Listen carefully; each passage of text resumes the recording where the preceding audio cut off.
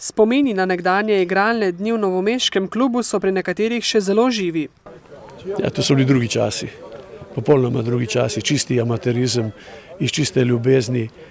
V šolo, v gimnazijo sem hodil peš, od doma na treninge peš in smo imeli v bistvu še dodatne treninge, bi rekel, s temi aktivnostmi. Ti možje so gradili Elan, Krka, Novo mesto, cel nogomet, v bistvu čez celotno zgodovino in na teh fantih je bilo v bistvu vse, kar se tiče v zgodovini. Jaz sem izredno vesel, da jih vidim tukaj, mislim, da bojo celo odigrali eno tekmo.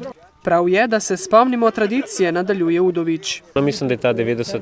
letnica oziroma obletnica nogometa v Novem mestu ena res lepa številka, velika obletnica. Ni veliko klubov, sploh v tej regiji, ki imajo tako častitljivo obletnico, tako da mislim, da je novomeški nogomet in vsi te fanti skupaj lahko ponosni na to.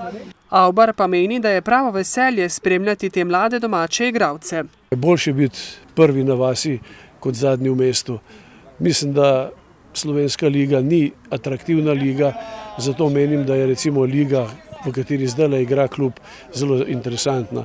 Namreč zmage vlečejo. Sicer pa bodo kmalu izvedli tudi slovesno obeležitev 90-letnice s podelitvijo priznanj in plaket.